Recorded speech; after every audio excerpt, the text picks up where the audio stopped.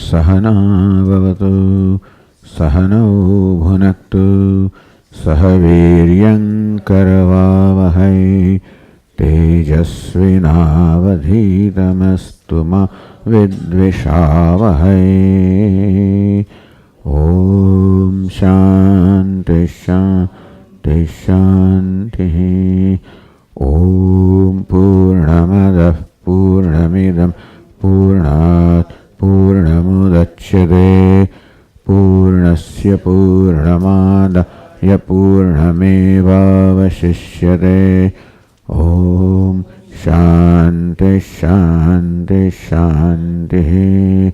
श्रुतिस्मृतिपुराणानाम् आलयं करुणालयं नमामि भगवत्पादं शङ्करं लोकशङ्करं शङ्करं शङ्कराचार्यं केशवं बादरायणं सूत्रभाष्यकृतौ वन्दे भगवन्तौ पुनः पुनः। ईश्वरो गुरुरात्मेति मूर्तिभेदविभागिने व्योमवद्व्याप्तदेहाय दक्षिणामूर्तये नमः। शांति मंत्र।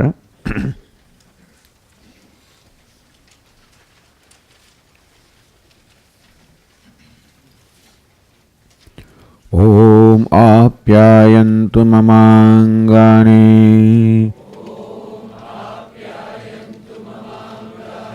वाक्प्राणश्चक्षुश्रोत्रमथो बलमिन्द्रियाणि च सर्वाणि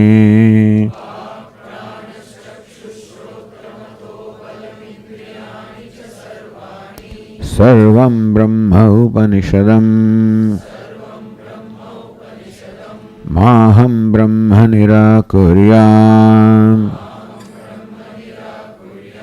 मा ब्रह्म निराकरोत् अनिराकरणमस्त्वनिराकरणं मे अस्तु।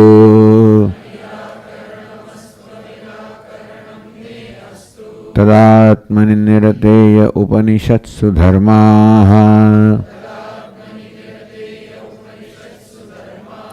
ते मयि सन्तु ते मयि सन्तु। ओम शांति शांति शांति।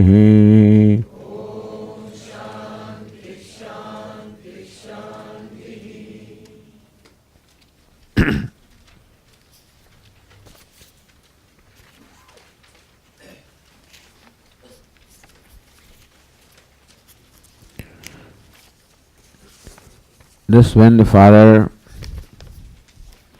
explained how by knowing one thing, which is the upadana karanam, everything which is karyam, the effect, is as well known. So the question was, how is it adesha, how is it instruction that by knowing one thing that everything can be known? Example was given that by knowing clay, which is the material cause of pots and pans, all pots and pans made of clay are as well known. Other example was a lump of gold. Third example was an article made of iron. 3 examples are given. Several examples are given to show how this rule applies everywhere. With one example, we may think, so what? That is the case with clay and parts, but what about other things? So several examples were given to show how this rule, that by knowing the upadana karana material cause, that the effects or karya are all known. So, hey Somya, this is how the adesha is, that's how the instruction is. There is one little dialogue in there. So when now the Father showed how this is the way in which knowing one thing, you know everything, so that is an upadana karanam, the material cause of the universe, knowing which everything becomes known. So there Shvetaketu says, now Shvetaketu is a little afraid, scared, that I do not know this important thing. I did not ask of my teacher. He was afraid that the father will send him away. Go back now. You did not ask for this. You don't know the important thing. So Shvetaketu says something that should not be said.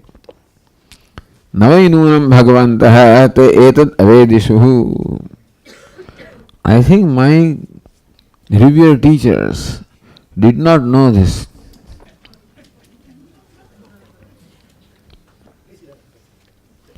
Idi avedishat katham mena avakshanati. If they knew this, then why should they have not told me? Because I was a student of first rank, very obedient and always following the teacher, and so I acquired the confidence and trust of the teacher and love of the teacher. So if the teacher knew, he certainly would have taught me. The fact that he did not teach me, that means that he also did not know. This something should never have been said. You can never ever say anything about your teacher which denigrates the teacher. But Shvetaketu said it. Thank God that father did not get angry at him. And so Shvetaketu said, Bhagavan eva me tat abravitu iti abravitu. May your revered sir please tell me. So this is how Shvetaketu sought the knowledge from the father. So we can see how his mind is now turned from the names and forms to the upadana karanam. As long as the mind was distracted in all these varieties and diversity, so long it was not available for the upadesh or teaching of that which is universal and which is the substratum. But now the Shvetaketu express that your revered sir may please teach me. So now he is all ready to learn about that, by knowing which everything becomes known. Tatha somyati hovacha. Father, okay, my son, I will certainly teach you. Now that is also important. So let us wait until for 6 months, I think you have to grow. Father didn't say that. Just because we ask the question does not mean that the question would necessarily be answered. That the teacher agrees to answer the question means that he has accepted this person as a disciple. Meaning that the teacher-disciple relationship should get established. And then only the instruction will be meaningful and will serve the purpose. We said there is Shraddha and Bhakti on the part of the disciple, and of course there is the compassion and concern on the part of the teacher. When there is a combination like that, then the communication takes place in the right way. That happened here also, and that is how then the father proceeded to, as we saw in the third passage, Sadeva Somya idam agrasit. Hey Somya, a good looking one. We were looking at the translation. In the fourth passage. Somya, a good looking one. Agre, in the beginning. Idam, Sat eva Somya, idam. Agre asid, idam means this. Asid was Sat, existence. So not that Sat was this was Sat. Sometimes this is misconstrued as to what the Anvaya or what the prose order is. What is being said here is that, so because it begins with Sat, so we think that Sat was this. No, this was Sat. This, what is this? So, this which obtains as this Nam Rupa Visheshanavat, Nam Rupa Kriya Visheshanavat. This means what is evident. What is objectified? So idam and aham, there are two entities in our life, idam and aham, object and subject. So first the Upanishad talks about the object, and then we'll talk about the subject, because we will talk about both of them. There are two entities, object and subject, or subject and object, whichever way you say. So we have to know the reality of both subject and the object. This is called tat, that, as we will see. The subject was tvam, or you, tat and tvam, we will find out. These are the two entities in our life. We have to know the reality of both of them and what is the relationship between the two, between subject and object. And the relationship is that they are identical. Because all there is sat. If by knowing one thing everything is known, then that should be something by knowing which the object and subject both are known. Because there are only two things, object and subject, idam and aham. So by knowing one thing, if everything is to be known, then by knowing that both idam and aham, both are known. How to be known? If you only know everything about the object, meaning that by knowing the material cause you know everything about the names and forms, and knower still remains separate from them, the knower is not known. But then, if everything has to be known by knowing one thing, that should include both the known as well as knower. But the beginning is made with idam, understand? That is the style of this Upanishad, where Sat is presented as the cause of the creation. So Sat is the cause. What kind of cause? Material cause of the creation. Subsequently, we will also find Sat being explained as the nimitta karanam, efficient cause also. So thus Sat is presented here as both upadana karanam, material cause, and nimitta karanam, efficient cause.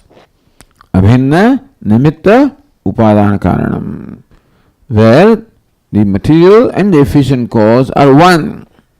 That's what Ishvara is. So Ishvara is what? Abhinna nimitta upadana karanam. So now continuing with this. So idam, all of this. What is idam? Idam jagat nama rupa kriya vikrutam. This whole universe is characterized by nama, rupa and kriya. Any object can be described with these three: nama, rupa and kriya. So these objects, such as a pot, has a nama, name, it's called pot. Rupa, form corresponding to the word pot. Nama and rupa. And kriya, this also has a role to play. It also has a contribution to make in the scheme of things. Meaning whatever is created has a purpose. Whatever exists has a purpose. So the pot also serves a purpose. Kriya, it also performs an action, has a role to play, also serves a purpose. So nama, rupa and kriya, these three things describe completely any entity. Therefore, what is the universe? Universe is that which consists of name, form and purpose. Even name and form also is enough, nama, rupa. But in Viditatmananda Upanishad, nama, rupa, kriya, three things are said. So Bhashyakara says this means that which consists of name and form and function. Name, form and function. So this universe that obtains as possessed of name and form and function, now that includes everything. So idam, which is this, includes everything other than aham. Not only on this earth, not only what is pratyaksha or perceptible, but whatever can become perceptible. Our Swamiji says, now, what about Swarga, heaven? When I go to heaven, that also will become perceptible.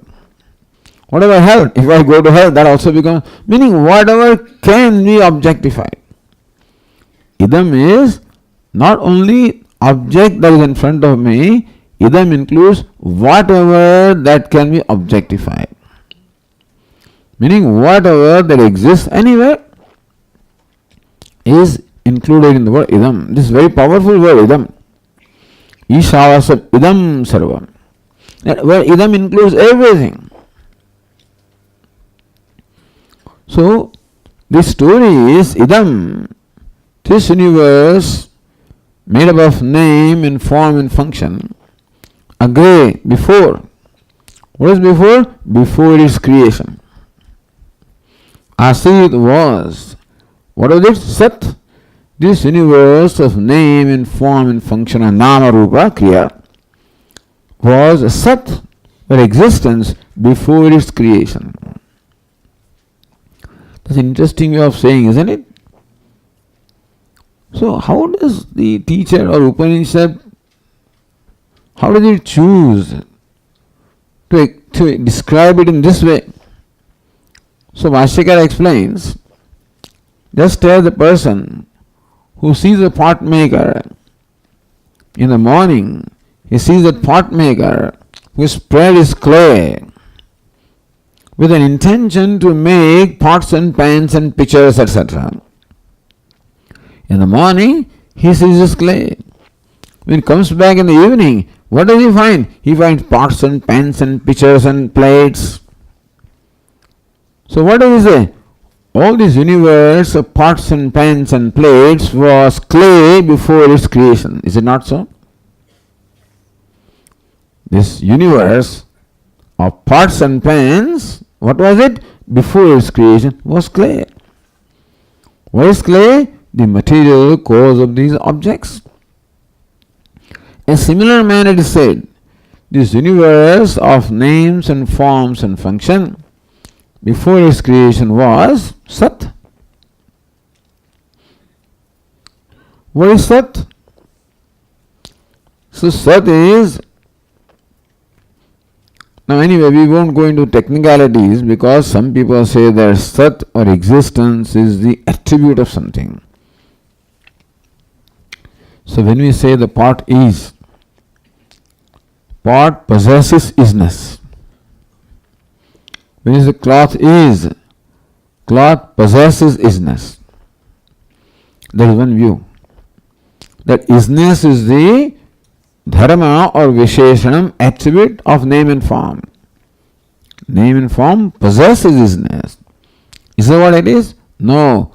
Name and form, this pot is isness, not possesses isness, meaning that isness is not an attribute. Isness is the very swarupa of this pot. So Vedanta says that is unqualified. What is nirvishesham? What we perceive are all visheshas or qualifications or attributes. But every name and form and function has a visheshanam, is qualified by some attributes. So one that informs all of them must necessarily be nirvishesham. Is it not so? For example, this crystal, you may see this crystal as violet, for example, or as green, or as red, or whatever. So when one crystal appears to be different colors, well, then violet cannot be nature because then it would not be red. And red cannot be nature, otherwise it would not have been green. Is it not so? That is, appears violet now, appears green later, appears red later. That means that it is devoid of the violetness and redness and greenness. So violet and red and green are all visheshanas or attributes. So that which is common to all of them is devoid of all the attributes.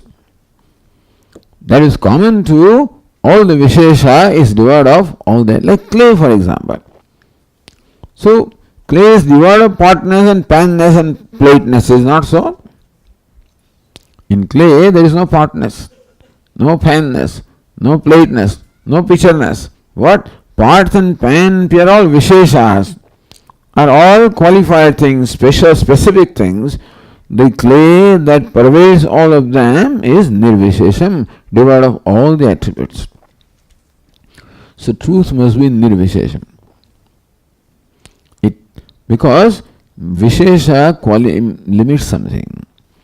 Moment the clay becomes qualified by being a pot, then it is not pitcher, then it is not a plate. So understand that vishesha or qualification limits a thing.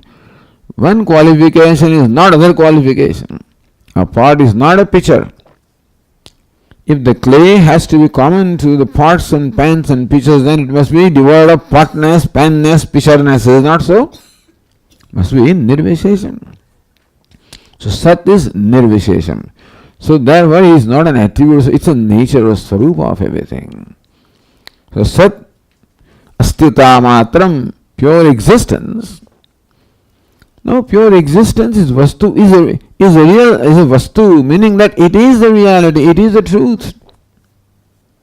Sat is, what is the truth? What they say truth is the irreducible substrate. When you take something, it reduces to its cause. For example, this pot, if you analyze what it is, you will find it is nothing but clay. Is it not so? Inside clay, outside clay, above. When you examine what is clay, you find it is nothing but earth. Effect is nothing but the material cause. What is pot? Its material cause, which is clay. What is clay? Its material cause, which is earth. What is earth? Its material cause, which is water. If you accept the Vedantic prakriya, what is water? What's the cause of water? Fire. What's the cause of fire? Air.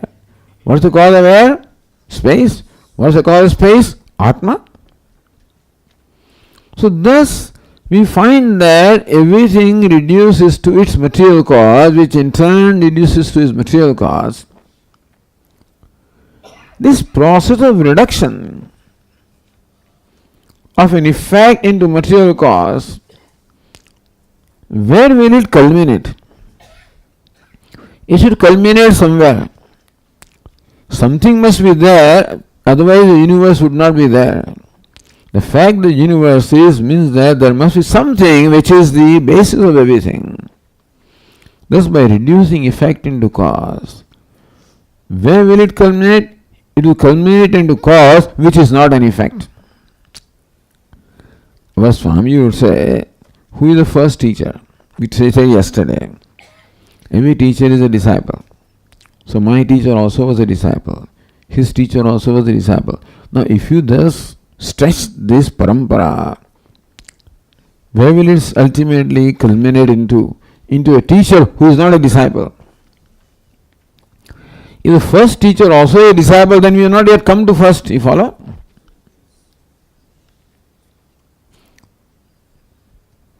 Who is the first father? Every son has a father. He is a father or mother, whatever you want to call it. So I just can't say father and mother also should be there. But who must be first father? He must be father and not the son. If he also is the father, then we will not yet reach the first father.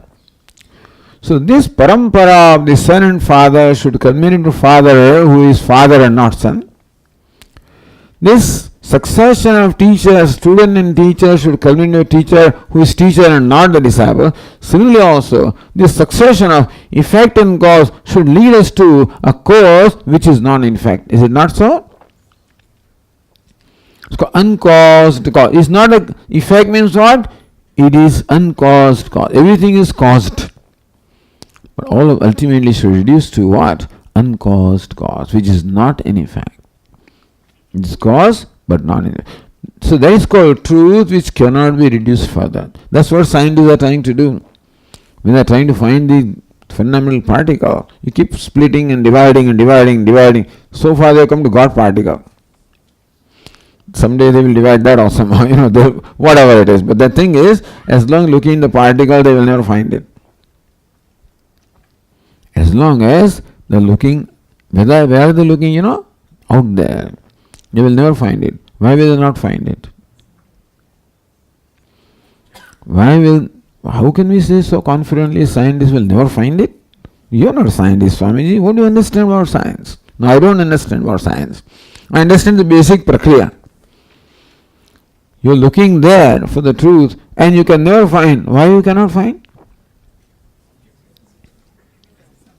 Because what's the reality? The subject happens to be the reality of the object. So as long as the 10th man is looking for the 10th man, can he ever find it? 10th man story, isn't it? No? Wow. You listen to Vedanta, you don't know 10th man story? Wow. You also don't know? You know? Alright. Anyway, there may be somebody for whose benefit, let me tell you the story. So this is because very fundamental thing about Vedanta. Once upon a time in a village, there were several children and they wanted to go for a picnic. In those days in the village, children cannot make a decision on their own. They have to get permission of the elder of the village. So all of them went to the elder of the village and requested, "Sir, tomorrow we want to go out for a picnic. Can we do that? Do you have the permission?" Old man says, "Okay, you have permission. But then one condition, one of you should take the responsibility of making sure that everybody returns safely." So somebody raised his hand, "I take the responsibility." Alright, so let me find out first how many you are. Says, line up in front of me. See, listen how I'm telling the story, So, this also you may not have heard from, elsewhere. So then, line up, they all lined up. He counted 1, 2, 3, 4, 5, 6, 7, 8, 9, 10. There are 10 of you fellows. Remember, must make sure that all the 10 return safely. Yes, I'll make sure. So next day they set out. And traveling, they came across a river. They swam across the river. And when they reached the other bank of the river, before proceeding further, this leader who had taken the responsibility thought that, well, let me make sure that everybody has crossed the river safely.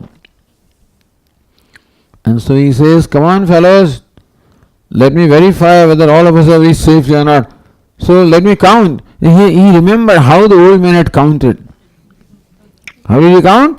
By lining them up. Line up before me. So he counted. 1, 2, 3, 4, 5, 6, 7, 8, 9. But how many were there? 10. Wait a minute. We were 10. We are 9. He counted 1, 2, this way. In various ways he counted. Every time the answer was 9. He thought, maybe I'm making a mistake. So he called this, you count.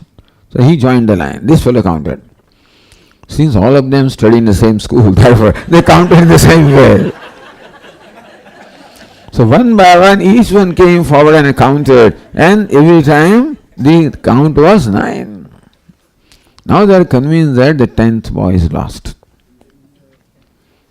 And now you can't proceed further unless you find him. So he's drowned in water, so they divided themselves into search parties. So one party went on this bank of the river, other bank of the river, other party went in the water.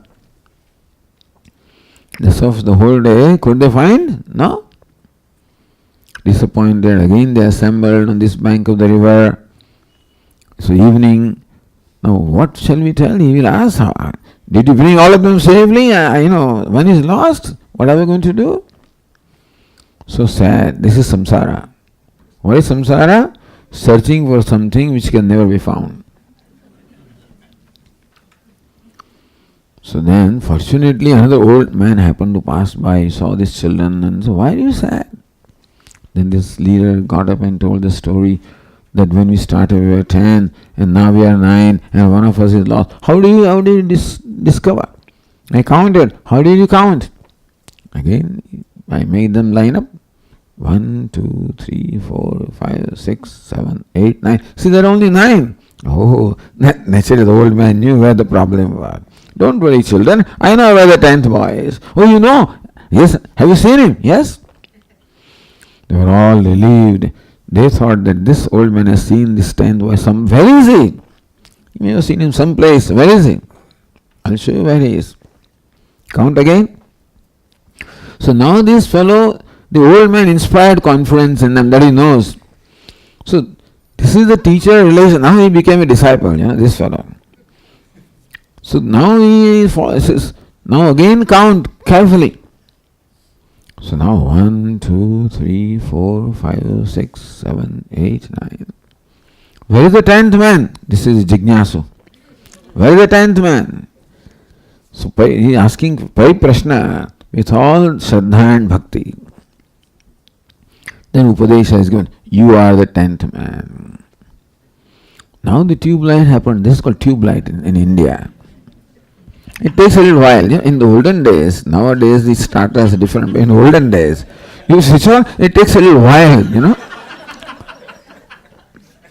Similarly, when you don't right away understand, it needs a little of contemplation, then you see light.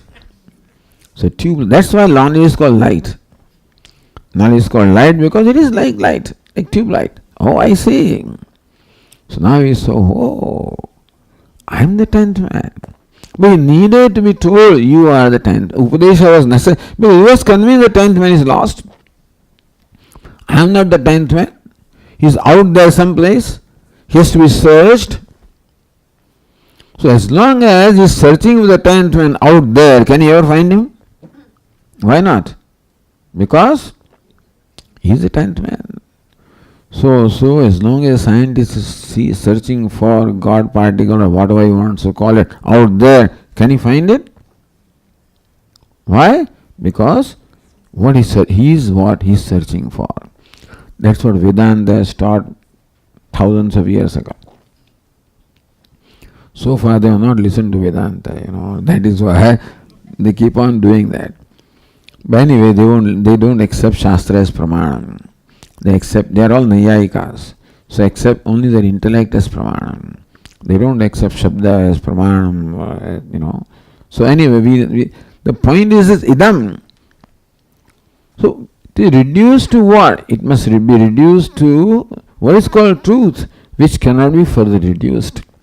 And all of these names and forms, when reduced into effect into cause, effect into cause, effect into cause, one thing is certain, that this is a part which you reduce to what? Clay. What is clay? Nothing but molecules. Let us take another prakriya. So part is, shards is or are, clay is, molecules is, atoms is or are. Understand that in every reduction process, from effect to cause, the is remains. The is remains, isn't it? So then a time comes when a scientist finds that there is no matter, it disappears. He calls it energy. But is remains, understand that. Isn't it so? So that which is irreducible, that which can never be negated, is what we call true Satyam. So what is Satyam? Sat. So idam, all of this, Upanishad says, was Sat, meaning that. So now the expression is, all of this before its creation was a Sat. So when you use the verb was, it seems to give the impression that perhaps now it is not Sat. Why does Upanishad say all of this was a Sat before its creation? Does it mean that after creation is not Sat? Why do they use the word was? Another point is, in fact, in creation, even time and space also are created. So when you talk of before creation, even time and space also were not there. So before creation, the situation that existed can be compared to deep sleep state. The causal state can be compared to the deep sleep state. So in the deep sleep state, there is no time and there is no place. Is it not so? When I am fast asleep, I am not aware of this place. I am not aware of the time. I am not aware of the individuality. Which is good. There is moksha there. Sort of. See, deep sleep is a great blessing. Our Bada Swami used to tell us a story that these 4 people are traveling in a train. Bada Swami is Swami Chinmayananda, the teacher of our teacher. So traveling in the train, and so train brought by destiny, these 4 people happened to be in the same berth. One was a Hindu Brahmin with choti and everything, and following his own strict code of conduct. Next was a Muslim mullah, third was a Christian priest, and fourth was a Sikh, And all very religious persons. So they would always, each one would avoid touching the other person also. Even if they take out their food, make sure that you don't touch other one, otherwise you will get, polluted. So each one, maintain the distinction and strict distinction from each other as long as they are awake. And after the dinner, the train is moving, slowly and slowly the train is such that it is like a lullaby, and so slowly started dozing off, and then falling asleep, and then hands of this Hindu priest went into this fellow's lap. His head went to this side. There was a spaghetti, by the time they all fell asleep. You can't distinguish between them. If you take a picture and a photograph and then showed them when they were awake, they would be shocked.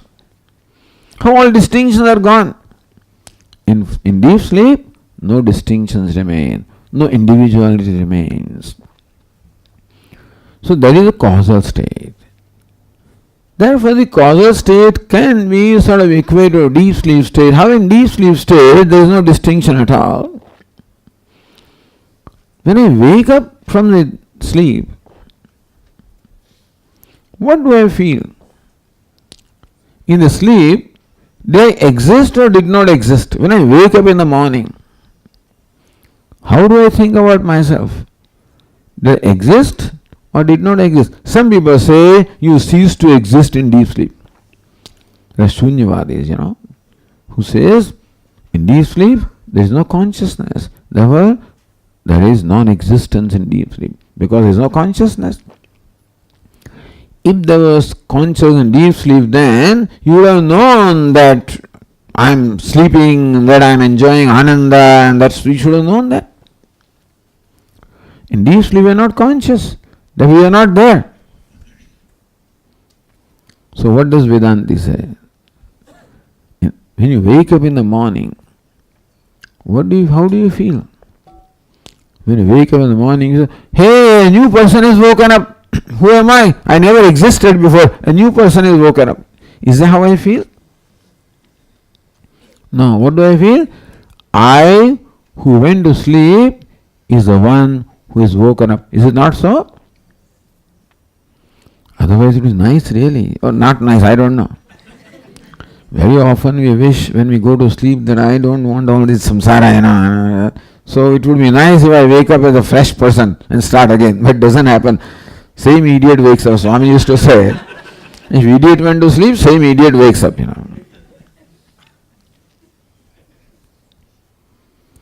So when we wake up, we know that I who went to sleep is I who is awakened. That means there is a continuity of existence, is not so? Existence is never erased. Consciousness is hidden, is veiled, not destroyed, veiled. Ananda, of course, is veiled, but then I experience that. The thing is, Sat remains. So even when we wake up in the morning, I know that I existed. All there was existence in deep sleep state. Similarly also, the idea is that how everything reduces to Sat. That's the point. How my entire existence. In the waking state, it is with all the attributes and all the variety, etc. In the dream state also, there are different kinds of attributes. In deep sleep state, all that is I reduced to what? This name and form and function. Reduces to what in deep sleep? Simply Sat or existence. All attributes are gone. So there is no Brahmin there, and there is no priest there, there is no mullah there. All attributes are what? It is gone. But they continue to exist.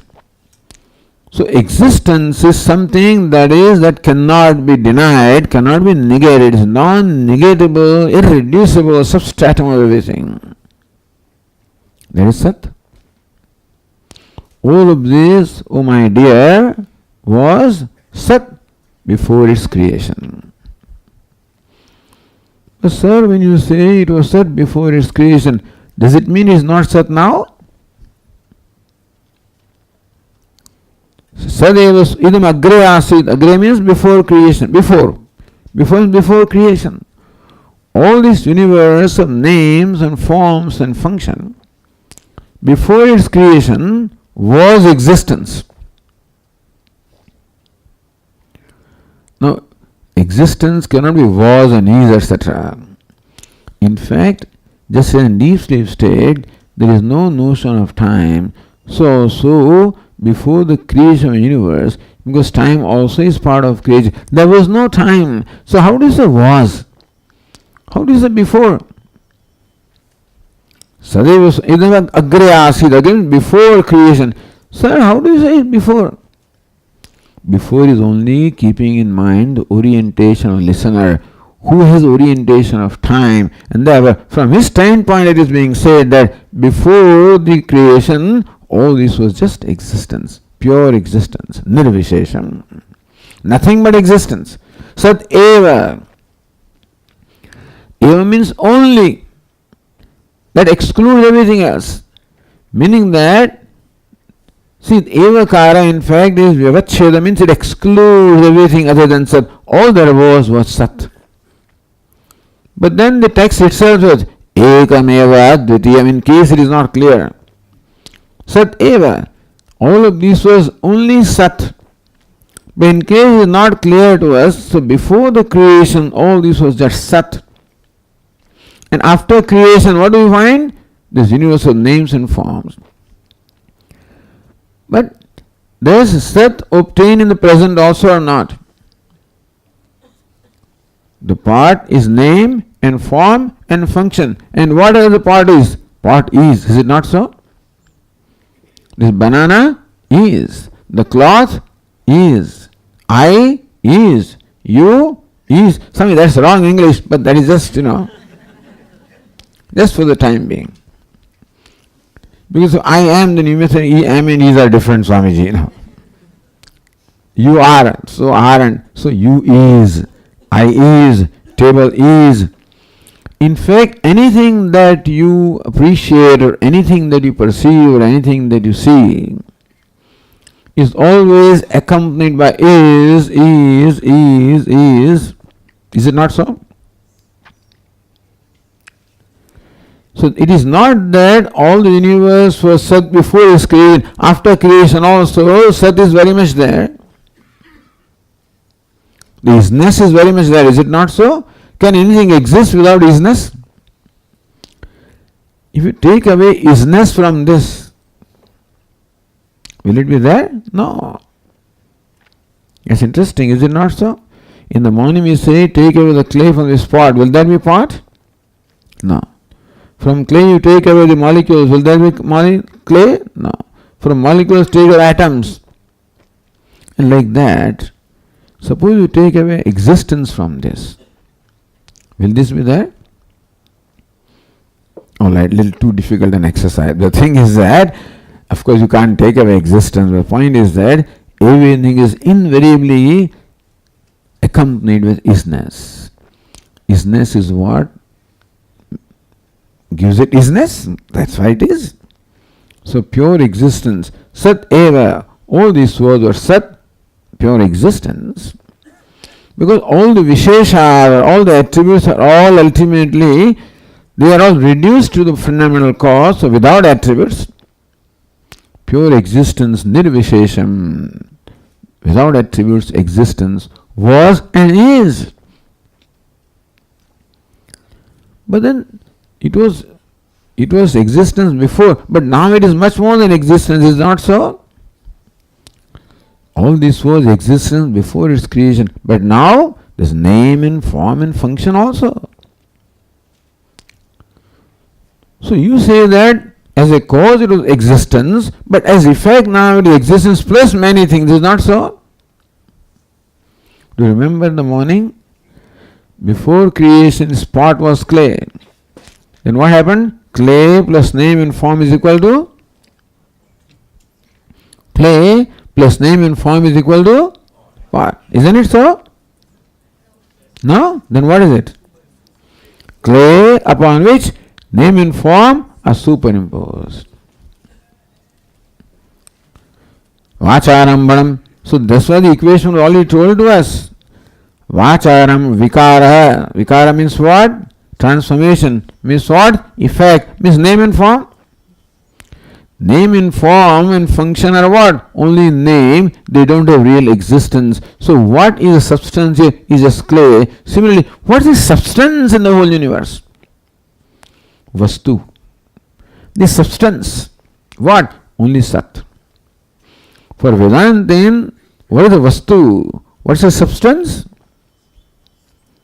Swami, this clay is a substance and milk is a substance, but all these substances are what? Molecules, atoms, like that ultimately reduced to what?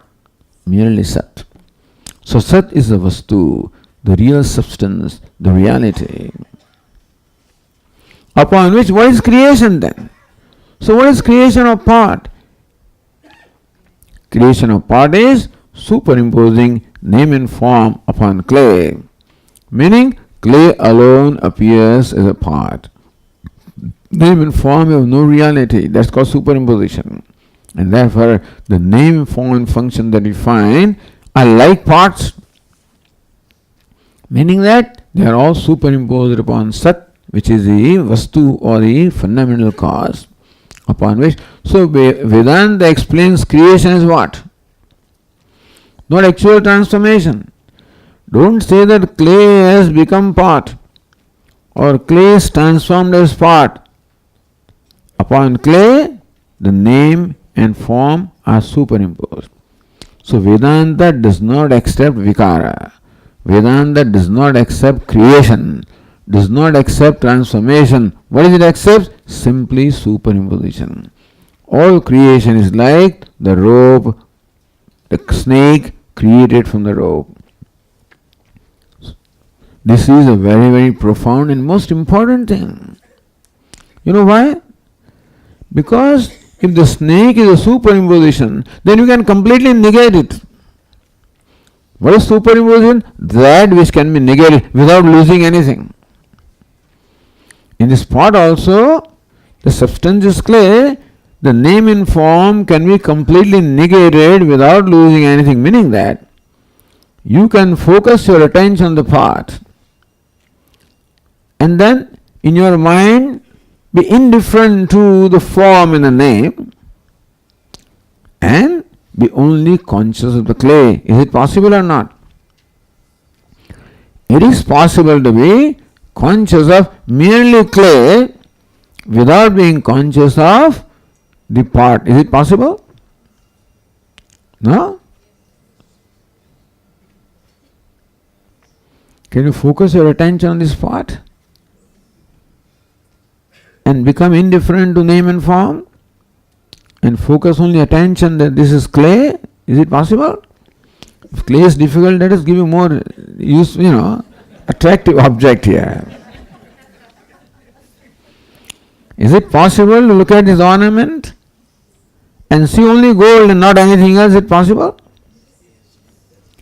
Is it possible to see only the name and form without gold? Is it possible? Our Swamiji would ask, imagine a shirt without fabric. That's how you would say. Imagine ornament without gold. That cannot be. Gold can be without being an ornament. Ornament cannot be without gold. So what is ornament? As good as not there, superimposition. Why Vedanta you say Adhyaropa? Because Apavada can be, because it can be completely negated. So all names and forms, you can negate them. In your own mind also, all you need to do is what? You stop, you withdraw your attention from all your sense perception, then you won't see anything.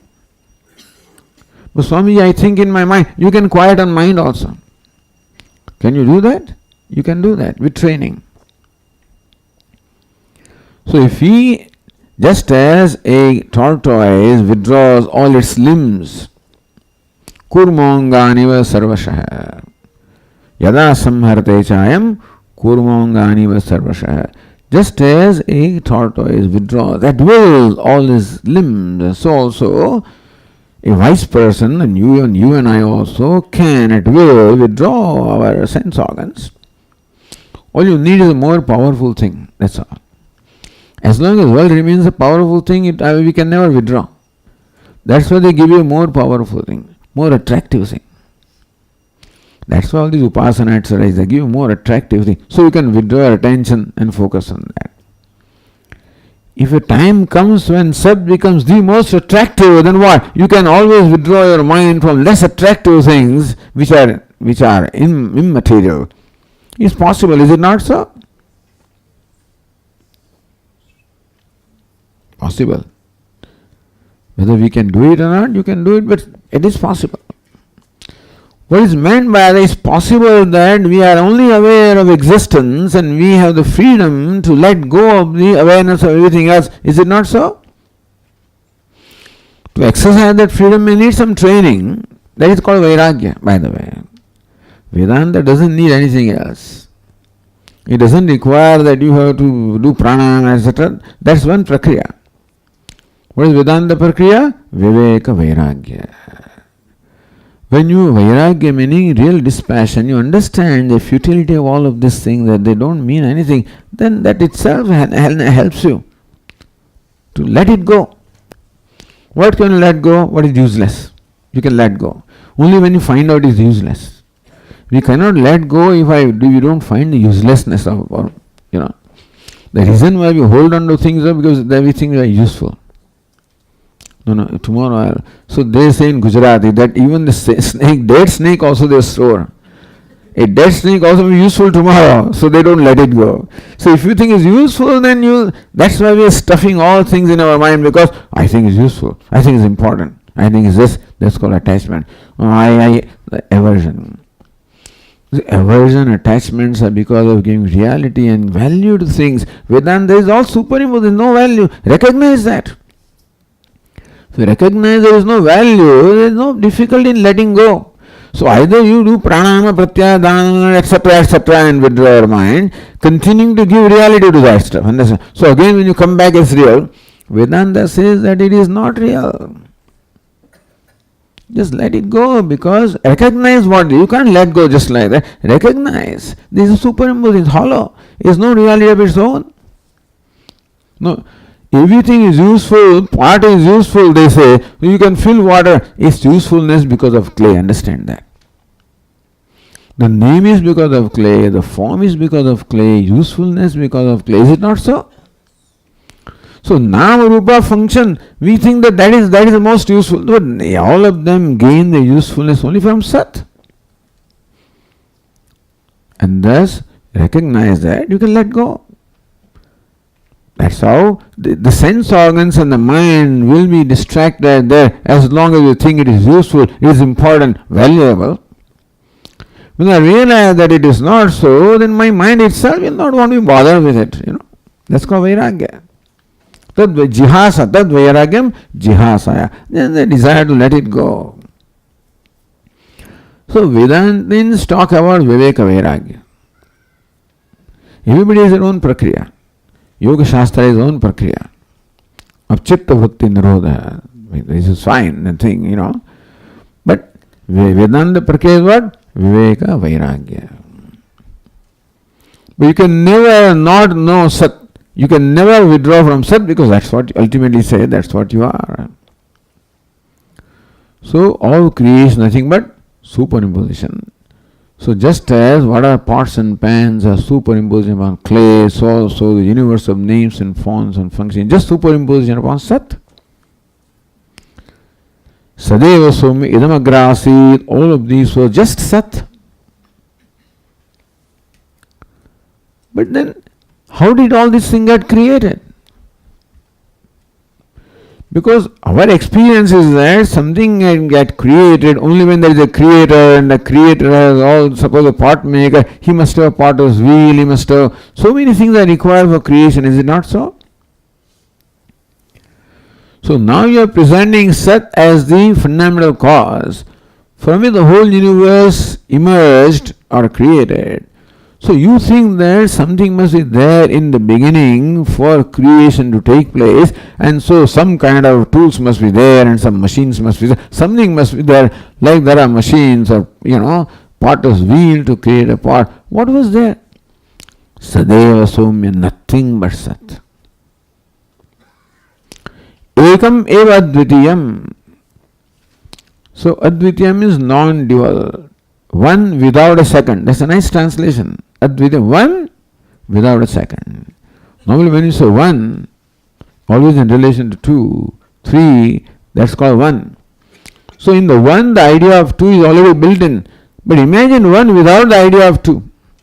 Then that one also will not. But the point is one without a second. One non-dual. Meaning that there is nothing other than Sat.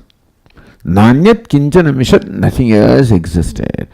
Meaning Sat alone is what? Is a cause. It does not need the help of anything to create the whole universe. No machines are required. Why is it so? You think the sun and moon and all the galaxies are created without any machinery? Without any, what they call karakas or accessories? Yes, why? Because it is purely super. For superimposition, you don't require any machinery. In the dream, when you superimpose the dream world, what machinery do you require? The sun and moon, everything in the dream, is it not so? So what do you require to create that? When snake is created from rope, what machinery is required? What accessories are required? Superimposition does not require any accessories. Meaning Sat alone is enough for creating everything, because what is created is just the Adhyaropa, superimposition. All of this is said when you say Sat alone was, and then whole universe came. How can it be? Only when this is Adhyaropa. Otherwise it cannot come. So this is how Vedanta, this is called not only material cause, but they gave a qualification. Because this clay also is material cause of the pot. But clay undergoes transformation to become the pot.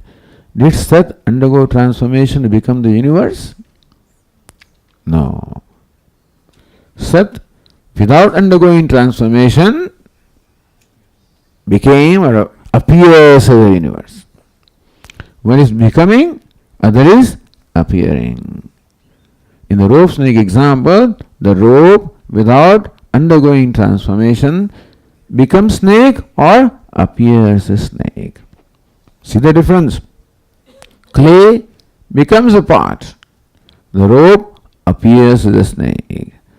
So, now Sat is material cause, all right, but what kind of material cause? Not like the clay is a material cause of a pot, or the gold is of the ornaments, is like the rope is of the snake. So Vedanta is separate term called Vivarta Upadana Karanam.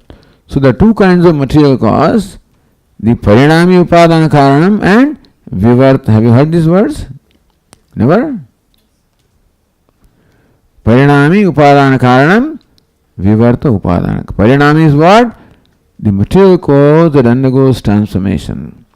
Vivarta means that which creates without undergoing any change. That means creation is superimposition. So Sat is presented here as a material cause. What kind of material cause? As Vivarta Upadana Karanam. Meaning the whole universe called Idam. of names and forms and function was superimposed upon Sat. So what we see is nothing but superimposition, meaning that Sat now appears as the universe of names and forms and function. Formerly there was Sat without the appearance of name and form and function, and now it's the same Sat with the appearance of names and forms and function. You see, understand this. All was Sat, and what is Sat also? Formerly this was a lump of gold. So what is now? All the ornaments, what are the ornaments? Gold appearing as the names and forms and function. What was formerly clay? Clay alone appears as the pots and pans and pitchers. Is it not so? So appearance, then how can you fill water? This is our emotional problems, the usefulness stuff. But the thing is, look at the reality of this. This is nothing but clay. Take away the clay, nothing remains, meaning the clay alone appears as a part.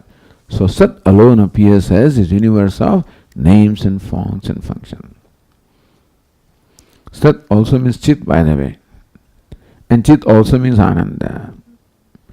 So Satchit Ananda.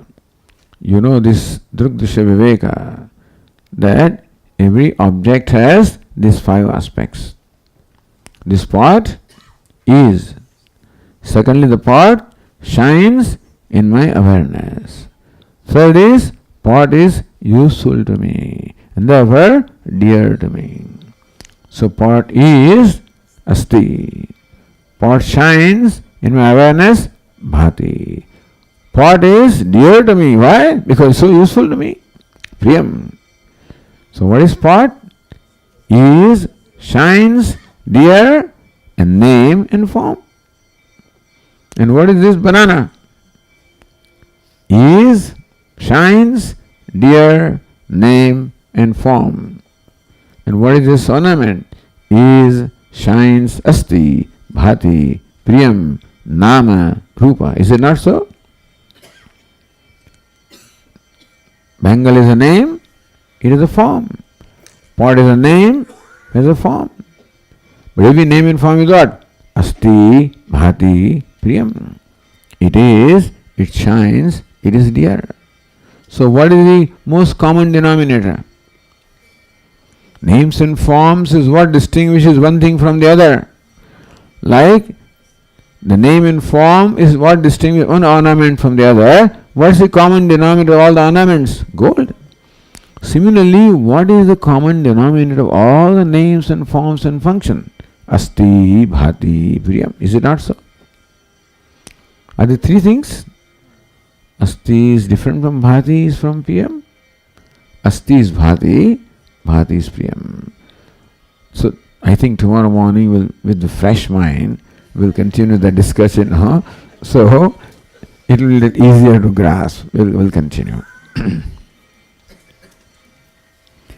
Om Purnamadah Purnamidam Purnat Purnamudachyate Purnasya Purnamadaya Purnameva Vashishyate.